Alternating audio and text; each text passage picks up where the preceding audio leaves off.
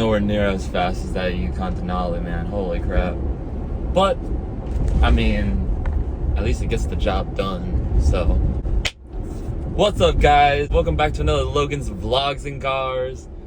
Today, we are in my personal car, the 2013 Chevy Suburban, aka the car my mom owned before her fancy Yukon Denali.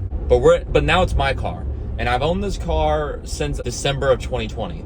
So we're coming up on 3 years now, just like the Yukon. I've owned this personally. Though if you want to go way back to when we first bought this car, we bought it with 16,000 miles in February of 2014. So it was a year old and it had 16,000 miles. I've had owned this car for 10 years now. It will be 11 next year and we'll have owned it for 10 years. So a full decade with this car. I mean, I have so many memories with this car.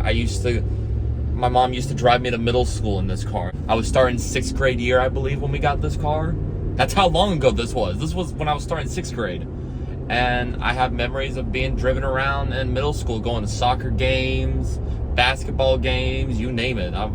Everything. So this car has a lot. There's a lot of there's things that are great about this car, but it's not the car itself that's great. It's the memories that come with this car and the few advantages there are to own this car. But I want to explain, in this video, I wanted to explain what it's like to own this car. I know this car the inside and out. I learned how to drive off this car. I got my permit, started driving my mom, and then I got my license, and I would borrow it and drive it around and go over to my friends' houses and stuff. Now, and then 2020 came and they outright gave it to me and said it's mine.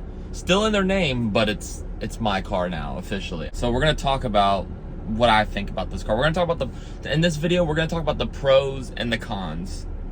So without further ado, let's get right into the meat of this. And I'm gonna start with the positives, because there's not a lot of positives. There's a few, but there's not a lot of positives. And I feel like this is gonna be like a ranting video. So just in case, prep yourself. This car drives okay. And this one kind of rides the line between negative and positive, but it's half positive and it's half negative. I'll explain later, but it rides good for what it is.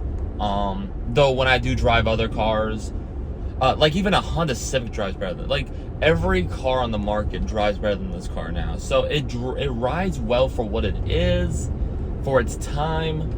But in this day and age, and all the new cars I've driven, like even the small ones, they all ride better than this car.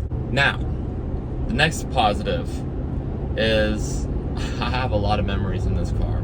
The nostalgia is definitely another positive with this car. I have so many great, and that might be a biased thing to say, because not everyone, people who are gonna probably look to buy this car used, they're probably not, they're like, okay, but like, what's actually good about this car? And I know the nostalgia part is kind of like a biased thing, because it's really up to you if you make good or bad memories in this car. It makes the bad things not seem so bad when you look at it from a nostalgia standpoint. There's a lot of great things that have happened in this car. I've driven it across Florida. I've driven it through Tennessee, Georgia. I've driven it very far. I've driven this everywhere now. There's a lot of great things that have happened in this car. I mean, the list is just infinite. It's so nostalgic. I think a long time ago, we even took it to a drive-in, and that was fun. Another positive, super practical. A lot of space in the back.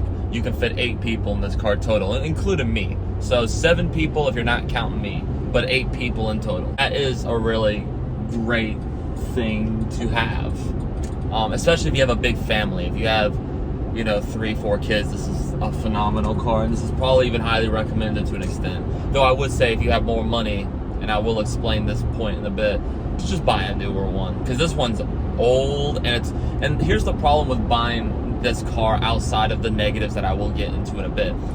They are so hard to find with low miles. Most of them have like anywhere from 150 to 120 on the market. Those are the common ones. The rare ones are stuff with 110, 120, and those are supposedly the good deals, but I don't really count this as a good deal, considering you only get like 70, 80,000 good miles out of this car before they go to shit. These are not Toyotas where they go 300, 350. It's a Chevy, so it's gonna have its issues. I will say, it's relatively quiet in here, so that's another positive. But as far as that goes, the space, the practicality. Oh, and I'll even say the exterior design of this car just looks mean and ferocious. I mean, every time I see them, I think of the Secret Service, or I think of the FBI.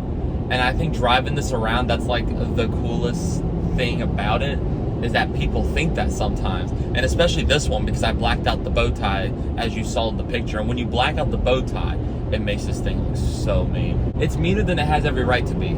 And I had a guy when I was taking this to a car wash, and he literally was like, dude, do you work for the FBI? He asked me that even though I look like this. I don't look like an FBI agent at all. But he said that, and I said, no, why? And he said, bro, you look like you're driving like one of those FBI cars. And I'm like, I know, but it's just a family vehicle. It's a hand-me-down, I told him. And he was just like, oh, damn, that's crazy. It looks great. And I'm like, I know it does. And then I took it to a car wash and got it cleaner and nicer looking. But so there's a lot of things. The looks are great. The practicality is great. The comfort is sort of great, but it still counts it still deserves to have a spot in the good, positive stuff. And the nostalgia is great. Let's get into the negatives. So brace yourselves. First problem I have with this car, easily, without a doubt in my mind, the gas mileage. It's horrible. It's horrible. I don't like to be that guy that complains about gas mileage because it's annoying. I am light on this car. I floor it once in a while just to get around traffic, but even then, the power in this car is so slow, I'm not trying to floor it. So I'm very light on this car, and as a result, I only get 13.6 mpgs. Combined, that's it. For highway and city, 13.6, that's it. And this has a good range, but only because it has a 26-gallon gas tank, and I can't stress that to you enough, because that's what does me in more than even the gas mileage, is the gas tank. It's huge. So I guess that counts as horrible MPGs. It just, because it takes so much gas, and it can go far relatively, but only in like the way I drive, I have to fill it up every 4 to 5 days. And when you fill it, you feel it at the gas station. I can't tell you how many times I went, and on average this car, every time I fill up, takes anywhere from $75 all the way down to like $91. And it's just like, holy crap.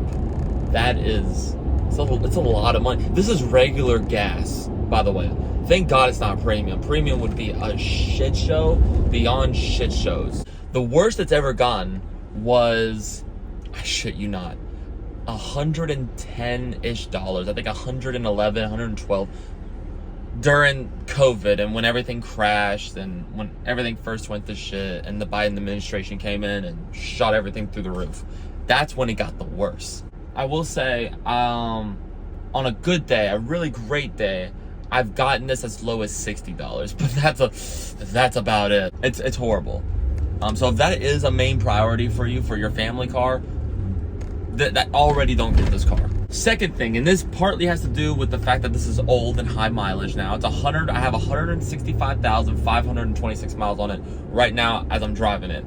And this car, this is the next problem. The quality of this car on the interior is shit. It's horrible. Absolutely crap.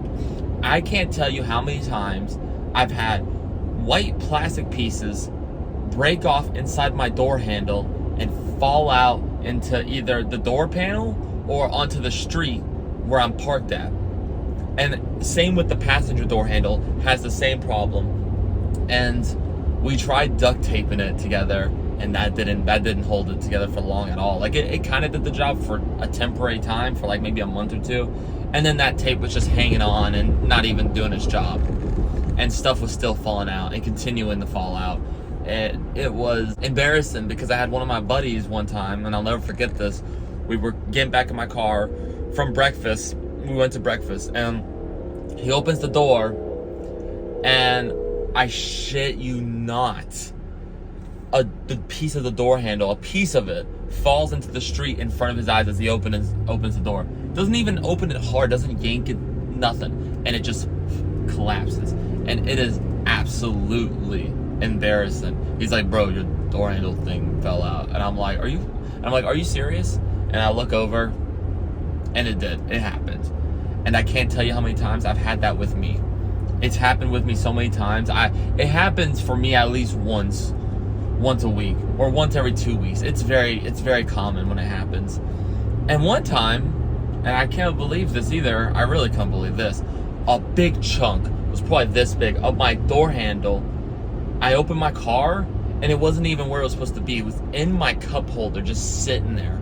And I thought someone took it out. No, it fell out. I found out through my brother who drove the car temporary. It fell out in the car. I was able to shove it back in its proper spot because this car's so cheap. You could just take plastic parts and shove it back where they were at, and it works. Thank God, because if I take it out and leave it out, it looks so sad. It's just like literally when you take it out, it's just rubber. It's like this rubber piece just holding on for life with no plastic thing to support it at all.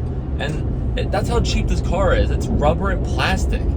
And the quality is not held up good. You can tell this car was made in the recession, and it was. This specific model year was built from 2007 to 2014 before it got a refresh. And thank God they refreshed it and updated the quality, because this car just doesn't hold up like it does. Sometimes when I go over a bump, everything rattles and shakes. And the dashboard has, like, I swear to you, like 3 to 4 cracks that I can visibly see. So the quality of this car was not a GM priority back in the day, and it was low quality bullshit. It's bad. So if you're looking for a quality family car, I'm sorry to diss this car, but this is not the car. I promise you it's not. And that's probably my biggest overall complaint, is that quality. My only last complaint really for this car is just the engine ticking noise and the transmission issues I've had where it thumps or makes weird noises. My buddy can attest to this. We actually caught the thumping noise in one of his YouTube videos. We were sitting in the car recording a YouTube video. His name is Quentin. Go subscribe. You've seen him before. And he can attest to this. Something banged the car. It was like a big thump underneath our seats. And I think it had to do with the transmission. It hasn't done it since, but when I tell you it scared the crap out of us, it scared the crap out of us. I'm sorry if this is more of a rambling video, if this is starting to come off as more of a rambling video, but I hope you guys enjoy that. Maybe you guys are, because you guys sure did love the GMC Yukon video, and you guys love the Tesla video, so I hope you enjoy this still as well on that same level. But overall, it's just not the greatest quality car. A lot of things just not aged well. And the one thing that also bothered me for the longest time, this is the final thing outside of the engine having problems, which I'm kind of going to excuse, because even though I don't like the ticking noise and the concern it's given me, it's also a very used up car, and we've had it for a long time, so I guess I'm not surprised. And it's a typical Chevy GMC problem I've heard with the high mileage ones. But anyway, my last complaint with this car is sometimes when I turn it, I don't know what it is. I don't know if it's the axle or if it's the suspension, but when I make certain right or left turns, this car makes it makes this really concerning sound, like this big thunk. It sounds like something's swinging loose and it's smacking, and it sounds cheap. And it's scary because it's like, is that my axle falling apart? Because that's what it sounds like, but you don't really know. Thankfully, it doesn't keep doing that constantly. If it was doing it constantly every time I turn this car, I would be saying something about it. But I've been letting it go because it's a hand-me-down at the end of the day. Overall, I'm sorry this turned into such a negative video. I want to be honest with you guys. I don't want to bullshit you guys. This car has been great, but there's also just been a lot of annoyance with this car that have came with it that just haven't been great. Even when I do sell this car and get rid of it finally, I will miss this car because of the nostalgia, because of everything I've done in this car, the memories I've made. I'll still miss it deeply. Thank you guys so much for watching this video. If you did enjoy, please like, share, comment, and subscribe. We are going up. And lastly, if my voice has been sounding weird this entire video, I forgot to mention my voice got screwed after I went to Busch Gardens and rode a lot of roller coasters. I lost it specifically on Iron Quasi. So if I sound funny and certain notes sound really off and I sound really sick, I'm not sick. I look forward to seeing you guys in another video.